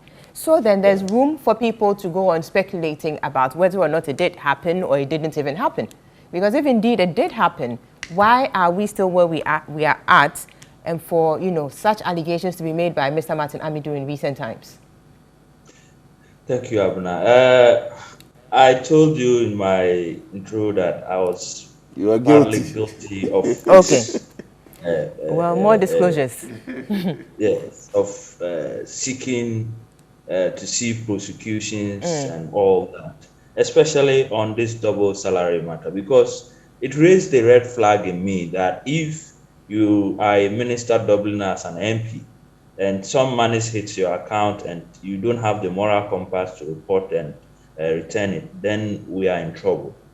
But then you juxtapose it within Tepe's explanation, and it becomes a bit problematic for anybody prosecuting. You have to have your facts right, because you rush into taking a case to court, and these are high-profile persons, ministers and deputy ministers of state. No, yes, no. You see, it comes to the issue of the person's image and their integrity. If you do not get your facts right, and you go out there, and mind you, we are within a political space, and you go out there and prosecute and fail to actually make a case, it will be seen as a political witch hunt. And so whoever is going to prosecute this at the AG's department will have to make sure that they've covered all the loopholes with regards to this, because it's a highly sensitive issue that some of us really could just not wrap our heads around. But revelations are now coming that it was part of their emoluments and all those things. Now, if all those things are ratified and in the end there is no indication of missing money, or maybe as part of their emoluments and their end of service benefits, that aspect of the overpayment was taken care of, who am I to still insist that they should be pursued and prosecuted? My biggest problem with Mr. Hamidu, and in this particular case, that is where I think my brother and Honorable Ayine got it wrong. Because when this issue came up, I remember Mr. Hamidu spoke at length on it and actually used himself as an example of a situation where he was paid double and he returned it, if my memory serves me right. So it gained grounds with such an example, using himself. And he actually then justified the need for prosecution. For our brothers in the NDC to make this an entirely MPP matter and then go back to Kufuor's time and make those references, I think is overdoing it. Now, if there are issues in our payment system at the Accountant General and then in a payment of emoluments, I expect that this process will address it and make sure that it doesn't recur. But I think Mr. Martin Hamidu should take some responsibility. You see, when you throw out allegations like that and you indict virtually everybody in the country, the president, the NDC MPs in parliament, the government, everyone, without any proof, you make things difficult for us, and then you make it look like you are on some witch hunt due to sour grapes or something. You had the opportunity. You are the special prosecutor. Point is that that office had capacity to go into this matter. If you thought that nothing was being done about it, you could have initiated some investigations into it yourself and prosecuted. You were given an enormous job. And if you go back to my Facebook page in 2017, I was one of the very few in the MPP who had a lot of confidence in Martin Hamidu and publicly gave my support to him to be appointed. By then, he hadn't been appointed. Then it happened, he was appointed, and I was excited. And I actually warned MPP that, look, this man's sword will cut both ways. So for the fight against corruption, it is a good choice, and let's all support him. And his mere appointment will frighten people from getting involved in corruption. But he has disappointed me to the core, to be frank with you, because the very reasons why Mr. Hamidu resigns are the very reasons why he should have stayed in office and fight. And his epistles telling us that when the going gets tough, he quits. And then you quit and put in epistles without any evidence of it. And we are all supposed to swallow it because it's coming from Mr. Hamidu. I'm beginning to lose respect for him. Very well. I had a bit of respect for him. But you know what? For you to say that the president is connived with the NDC MPs to to vet and pass all his ministerial appointees because they were under duress or threat of being exposed or prosecuted with this without any iota of evidence, seriously, pardon me, it's below the belt. Right, well, again, like I kept emphasizing, these are all allegations. I mean, those cannot just be put out. It has to be substantiated. But obviously, it raises issues, not the allegations per se, but the whole scandal about the quote-unquote double payments raises issues with how presidential emoluments committees are set up and, you know, for them to perhaps be set up quickly so that the determination can be made early to avoid all these payments on account, as Mr. Tekle had indicated, as well as the payment processes and all. But we need to take a break. When we come back, we'll wrap up on that and then move on to look at the Operation Halt and the issues coming in from their activities. This is the key point. Stay with us. We'll be right back.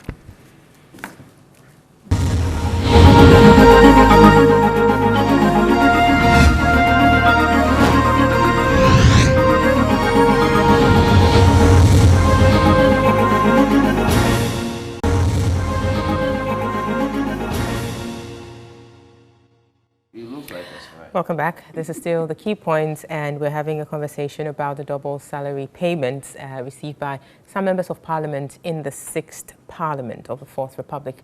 In the studio with me, we have the Honourable Roxanne Dafiamepo, MP for South Dai, and on Zoom, we have Mr. Richard Nyama, the Deputy Communications Director for the NPP. I think we can be wrapping up on this issue about, the double salary payments here, but I would want us to look at how to avoid this whole situation, because obviously that would help a lot. Honourable. Yes, Abna, we off camera, we had a chit chat. My point is that this whole process of determining the appropriate emolument for Article 71 office holders at the end of their term should stop. We should desist from it. We should be able to do so even before they take office, so that this issue of double salary, as Richard and his team have put out, and it appears to stay in the minds of the people, will stop. Where there are incidents of double salary payments, by all means, let's deal with it according to law. Sure. But where the processes are this way, I am really struggling to appreciate the fact that it will constitute a double salary payment. That being said, I think the issues that Martin Amidu has put out are very grave. To actually make categorical allegations against the president, which for me, if established, will be a ground for impeachment. Very seriously, because he's accusing the president of interfering in the administration of justice. And that is a very grave allegation to make. I will call for an investigation into the matter. Otherwise, you see, tomorrow, he may rehash this again. And so he's alive, the president is alive, and the fact that even members of parliament who are members of the appointment committee who have been alleged to have received double salaries have been compromised. It's a very grave allegation to make. So, I don't want us to gloss over this matter, because he said things in the past and continues to rehash some of those things. We should give him a hearing to assess some of these things. Then it can be cross-examined on them. Then we can bring a closure. Because he keeps making some of these allegations, some even say that against Professor Mills. Let's just ignore him until he substantiates it. Do you think it's worth putting resources into perhaps setting up a committee or something to look into matters that are unsubstantiated? Professor Mills, he keeps making similar allegations, which are yet to be proven. Yes. So we need to investigate the things he has said. Very well. Because he's still around. Tomorrow he may occupy another office. Right. Richard, yes. I said he's had the opportunity to take on these issues and deal with them officially, because he had a very important office. The allegations my honorable brother said, nothing stopped Mr. Amidu to have gone back in the past to investigate those things and bring some finality to bear. You see, and that is why I'm saying that he's beginning to lose the shine that he had, because it's allegation upon allegation. You are given the opportunity to actually go beyond the words and act. And it's like Richie is losing the shine because it's now against the also becomes the office is even a burden for you. Against the NBC, and you were happy. The quitting, oh please, I'm saying that I was excited at his appointment because he made allegations against the NDC in his anti-corruption fight. And I'm saying that he has proven me wrong because he had the opportunity to put his words into action, and we are yet to see it. Very well. If he had been given the opportunity, maybe we could take his words seriously. But he's been given the opportunity. And it's like when the going gets tough, he quits. You can't always be quitting and accusing others. You must probably start asking yourself some serious questions. Why is it that I always quit when the going gets tough? And why is it that the problem is always with somebody? Maybe it's me.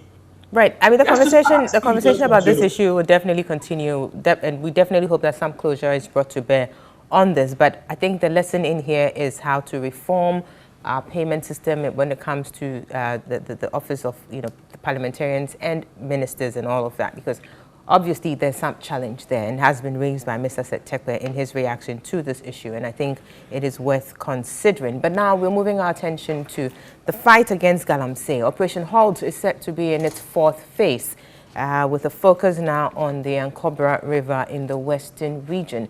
But their operations in the first three phases has not been without controversy. The burning of excavators has been at the forefront, and in recent times, the president has made some statements to it, which has caused a whole lot of debate around the issue. Now, the president has justified the burning of the excavators and other equipment which are found on illegal mining sites. A number of statements have been issued, contrary views raised, and the president is saying, well, if you have any contrary views, then seek redress in court to have your position vindicated. And that is what we're turning our attention to now. Mr. Nyama. Yes, madam. Yes, the burning of excavators, obviously. I mean, if you look at the law, that is something that is being done contrary to the provisions of the law. But the president is saying that, well, I mean, if you feel this is contrary to the law, then go to court. What's your thoughts on this? Thank you very much. Abna, are you familiar with the principle of necessity? You're a lawyer, and so you're in a better position to espouse it better for our viewers. But Glanville Williams said this about the principle of necessity. And he says that by necessity is meant the assertion that a conduct promotes some value higher than the value of literal compliance with the law. So that you have what the legal process is. But if you cannot find a solution, or if the legal system or structure as it currently exists cannot resolve the issue at hand, and you have the necessity to act for a higher purpose, legally, it is within your right to do that. And in the court of law, it is recognized. Now, what is the higher purpose at this instance? We are losing our forests, we are losing our water, and the pictures and videos are there for everyone to see. The current legal system or structure has failed to resolve this. So whilst you are seeking to rearrange and repurpose the system to resolve it, do you sit down and wait and let things go the way they are going? Obviously not. Very well. So you share the president's justification or endorsement of the... Oh, it's 100, and I'm giving you the legal basis. No, that's fine. I'm giving you the legal basis. That's fine. Let me hear from Honorable Dafiameko as well. Oh no, you've made your point. I'm really started, No, but see, we have a lot of issues to discuss. Okay, so your comments are well noted. You've made your point. Let me have his comments as well. There are other angles to this, Ms. Nyama. You know that, yes. I hope we'll come to those other angles. Definitely, Richard, we will. He's called in the doctrine of necessity. Yes, the doctrine of necessity is well embedded in jurisprudence. You cannot torpedo the tenets of the Constitution and use an illegality to remedy an illegality. The doctrine of necessity doesn't condone that. You must use law to remedy an illegal situation. The president himself brought a bill to Parliament just 2 years ago and provided procedure that where it is determined that property had been acquired for the commission of a crime, it is termed tainted property. Even determining the taintedness of a property acquired, it is not the executive, it is not the Jubilee House to determine that. It's the law courts. Now I'm happy you quoted Granville Williams. So, you know, and I agree with Occupy Ghana when they say that even the opportunity he used to make the comment is so auspicious. Look, you don't have the array of the Superior Court judges sitting. And you say this, let the head of the military detachment say that. Here in the bush, let them say it. And let the presidency use its good offices to tidy it up. But for that to come from the head of state sends a message. And let's listen to that statement coming from the horse's own mouth then. Very well. So if it's ready, please let's don't like my Galamsey excavator burning up. Excavation. Sorry, the justification for the burning of the excavation. Please let's have that played. The ongoing exercise of building our water bodies and forest zones of powerful equipment and machinery is unlawful, in some cases harsh. I strongly disagree, and I would advise those who take a contrary view to go to court to vindicate their position if they so wish. That is what the rule of law is all about. The use of shanfines in water bodies is illegal, as is the unlawful use of excavators in protected forest zones. The devastation caused by these equipment is nothing short of evil, and we should not compromise in our efforts to protect our environment, forest reserves, and water bodies. I say with all the emphasis at my command that no rights can accrue to or flow from the criminal venture of Galamsey. The equipment, which is being used for an illegal or criminal purpose, cannot confer on the owner or any other person any rights whatsoever. I appeal to all Ghanaians, including many in the opposition who are so doing, to rally behind government in its efforts to stamp out far-reaching illegality and criminality, rather than advocate for the protection of non-existent rights of persons caught in this evil activity.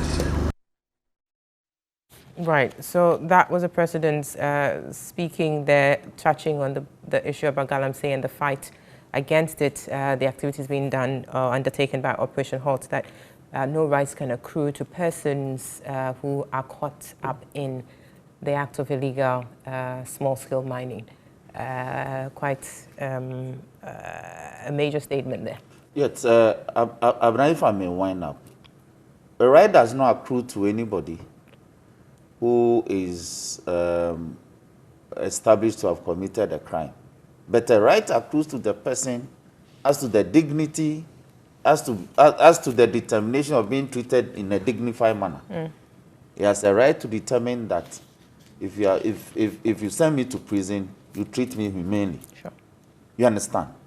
So what the president said cannot be entirely correct in law. Right. Even if you are found to be guilty of the commission of a crime, there are rights that you can accept. Now, I can see the angle he wants to approach the matter from. And these are desperate times. Yes, and I see that is why they are quoting the doctrine of necessity, sure, to be able to justify the use of extra constitutional means or legal means to address the matter. But it doesn't remedy the situation. Look, the excavators that they have bent and left them in the forest, they'll remain there for thousands of years because they become immobile.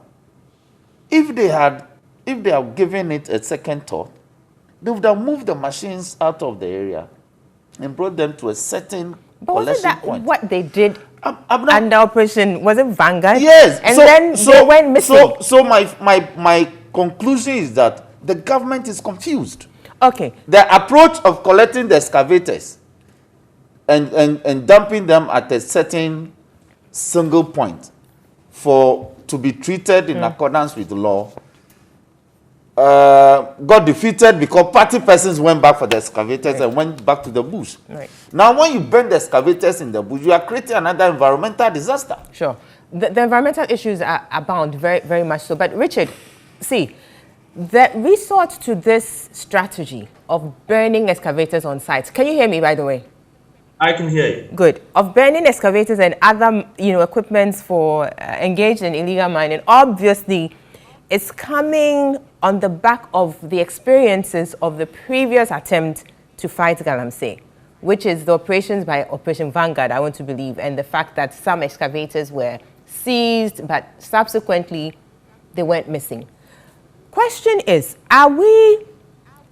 it so difficult to deal with the perpetrators of those, if you like, wrongdoing in the past that led to the excavators going missing, to the point that would rather resort to something illegal to deal with an illegality? Is it so difficult to bring those people who were at the helm of affairs at the time to book, rather than resort to this? Because it can't be disputed that the reason why we are burning the excavators on sites under Operation Halt is because we don't want the experience of was it last year under Operation Vanguard to happen again, which is that, yes, we'll take the excavators, but then they'll go missing. So let's avoid that. Let's burn them on site. Is it so difficult to deal with those people who, quote unquote, were at the helm of affairs during that time? So much so that we want to deal with an illegality by undertaking an illegality. Right. First and foremost, the Occupy Ghana reference to tainted property and how it is supposed to be disposed of has been answered by you, Abna. The fact that all those tainted properties have been disposed of in the legal sense of it. I didn't say that. No, the law says that you must give them to the police. Can I make a point? I barely started. You are burning the things illegal manner. Hold on. That's an unlawful manner. Okay. No, I'm saying that this your final point in asking the question to Operation Vanguard and all those things. Yep. And I'm saying those were the legal processes.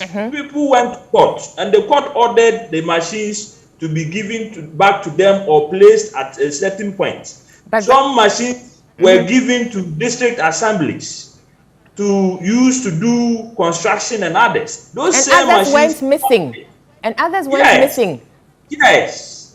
And I'm saying Richard, you never gave my assembly a machine. Please carry on. Yes, carry on. Yeah, I'm saying that whilst you are wrapping your head around this and getting the culprits to prosecute them and deal with them and blah, blah, blah, in the interim, what do you do? Should we continue to talk about collecting them and coming to put them down and use at the districts if that has failed? Are we talking about centralizing them, putting them at a point and dealing with the legal issues and then going to redistribute them? That has been done. It has failed. In actual fact, this burning thing is not a new thing. In 2015, call Honorable Inis Afuseni, he will tell you there's a precedent. Now, what happens is that these are heavy equipment that you cannot carry on your head. They get there, and when you are approaching or they are where you're coming, they take the control board off, and you cannot do anything again with it. The people are criminally minded.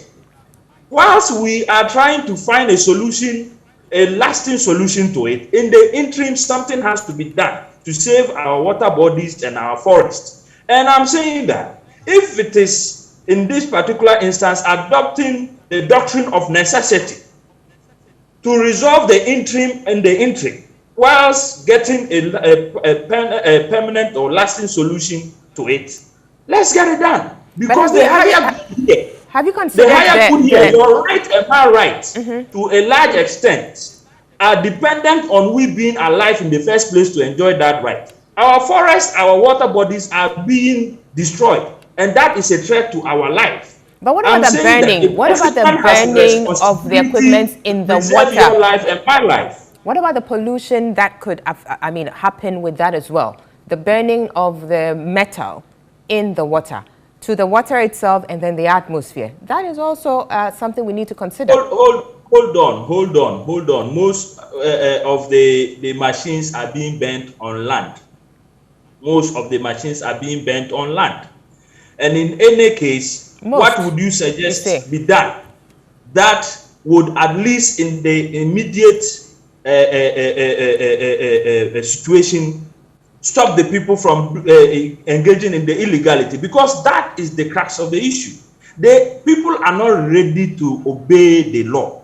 And unfortunately, those doing it, you cannot even physically apprehend them before, because by the time you get there, they would have left. You know that. It's quite an octopus to deal with. Wherever you grab it, it finds a way around you.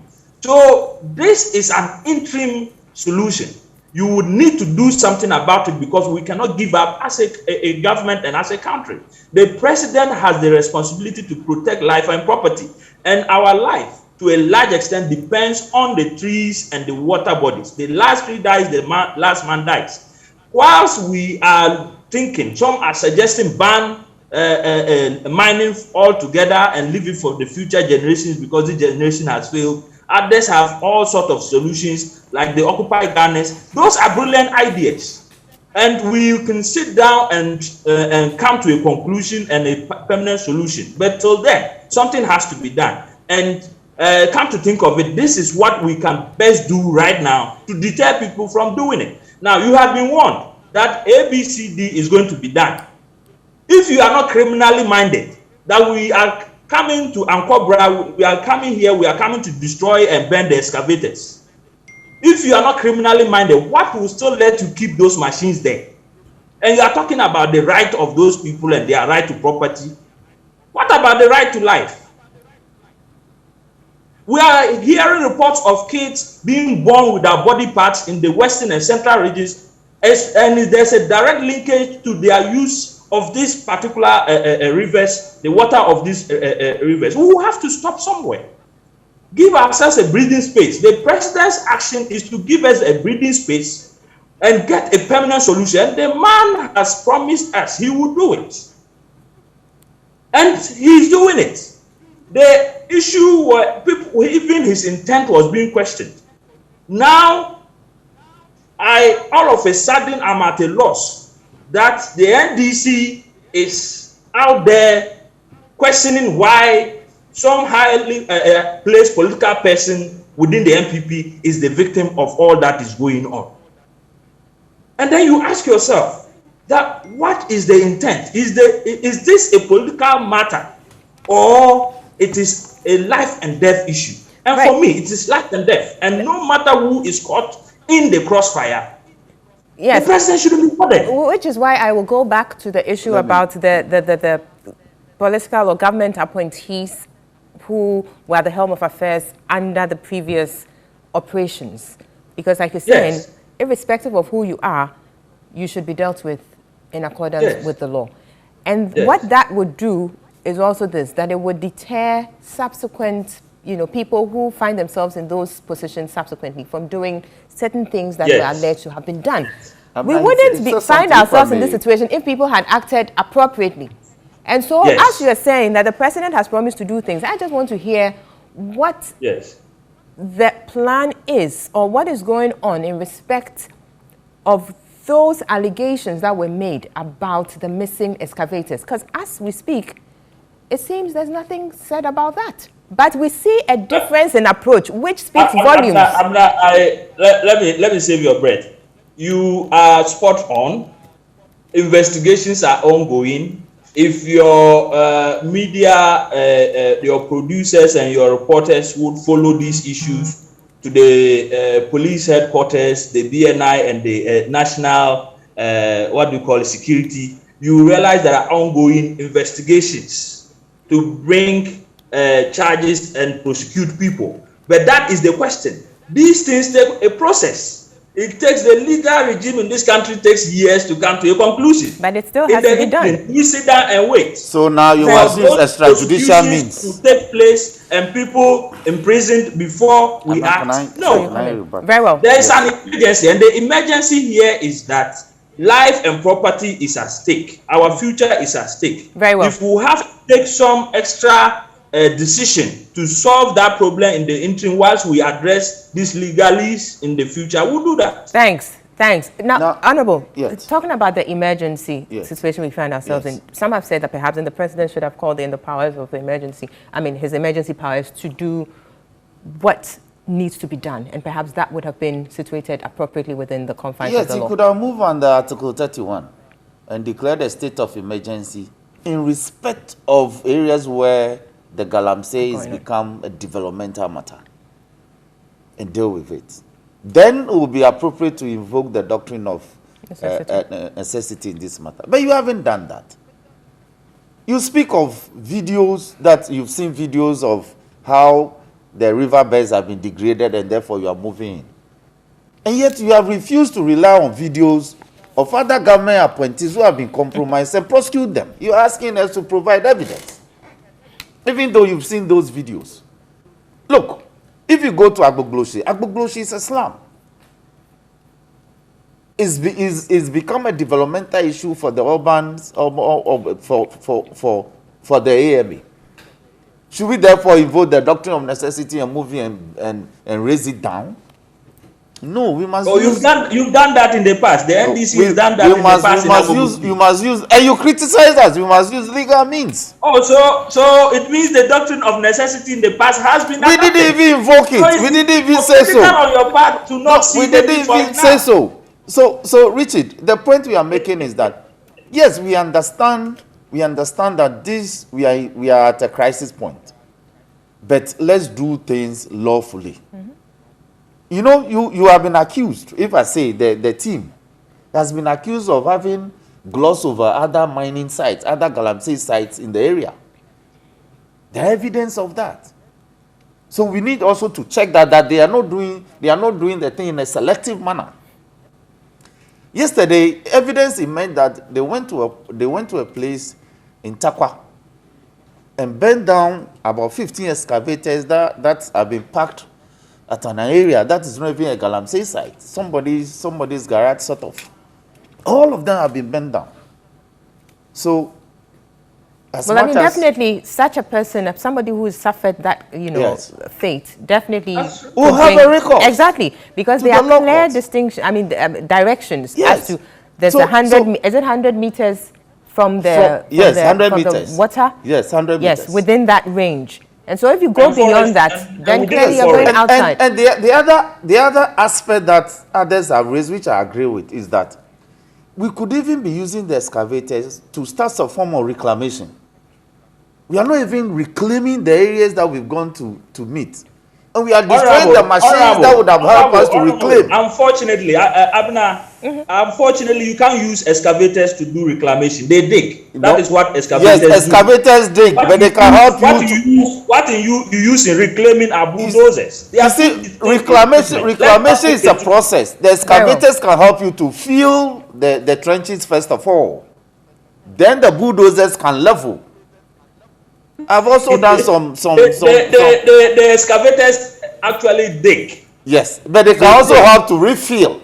That's the point. Well, that's they have a role to play. The point is, definitely, government wants to avoid what happened not too long ago. That yes, we will take these with the view to using them, but eventually they will go missing. It's the party people. Let us not go there again. When the party team goes down for the excavators, you are unable to say we are punishing them by burning their excavators. What is your problem?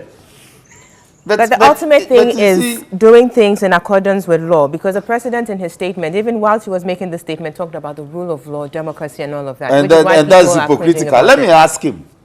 Nyama, you took a lot of your party people to China in 2018 and trained them and issued them licenses to do small-scale mining. What has come out of that program? I am not aware of what you are saying. A lot. If I was even your budget, just a minute. It was a government program. No, Richard, you don't have to answer Honorable Dafiamako's questions, please. He doesn't. So please, let's move on. Now, way forward. Let me take from you first. We just have about 2 minutes to go, so I'll split that between the two of you. Obviously, Ghanaians are rallying around the fight against Galamsey, but where it is alleged that certain acts have been done to, get certain people involved for the benefit of certain people, obviously that is not the way to go. We would want the Galamsey fight to be fought genuinely and have, our environment restored to the state that we would all want to see it in. So, in conclusion, Mr. Nyama, let us know your concluding remarks in a minute. Yes, it's gladdening to know that about 68% of the general populace is in support of what the government is currently doing. And we will need the backing of all Ghanaians to nip this in the bud.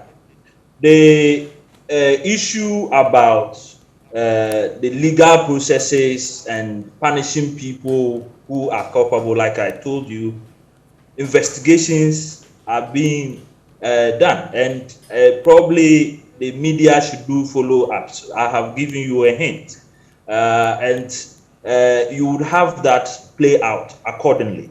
But in the interim, it is an emergency, it is urgent, something has to be done.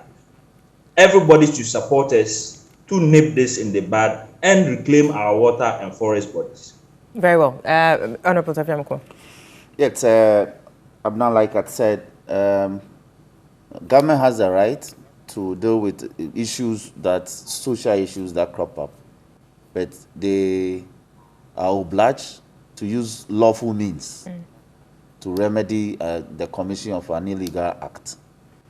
They should learn to use the laws that government itself brought to Parliament for us to promulgate, provided procedure to handling this matter. They should follow that procedure and deal with the social issue that are surrounding the issues of Galamsey. But once again, I'll ask, Richard, what has come out of your program for small-scale miners that you took to China, brought them back and gave them license? They are creating this problem for you. Your own people. The program has closed. Okay, now, just one last thing before you go. I just want us to touch on the possibility, people have raised issues about what is happening, the burnings, and the fact that people could seek redress in court. Exactly. And when that happens, there's a potential for government to incur some judgment debts. Yes, I agree that is a possibility, but it may not be on a large scale. A few may succeed, because from what he's saying, it appears government is putting its house in order to argue in court the doctrine, factors based on doctrine of necessity. But there are a few of them, like the incident in Takwa area, for instance. Outside so the they should be careful, because already there's evidence that someone has gone to court and obtained judgment in excess of $50 million against us for his excavators that were taken 2 years ago and cannot be traced. They went for his machines from a lawful mining site. He's gone to court. They are asking for the state to produce the excavators. They can't find them. So they've been valued and judgment has been entered. And now we are obliged to pay. Wow. So as much as we agree that they should fight the menace of Galamsey, they should do so lawfully. Wow, that's an interesting one there. But I mean, this is where we bring conversations to a close. And let me say a big thank you to my panelists for this part of the conversation. Honorable Roxanne Dafiamako, MP for South Dai. He's also a lawyer. And Mr. Richard Nyama on Zoom. He is the Deputy Communications Director with the new Patriotic Party, NPP. Thank you so much, gentlemen. Richard, thanks, and Honorable, thank you so much. It's been a delight to come your way as usual with this program, and thank you, our viewers and our listeners, for spending a Saturday morning with us. We do appreciate that. We'll be back here same time next week. Until then, have a good weekend, stay safe, and keep well. Bye-bye.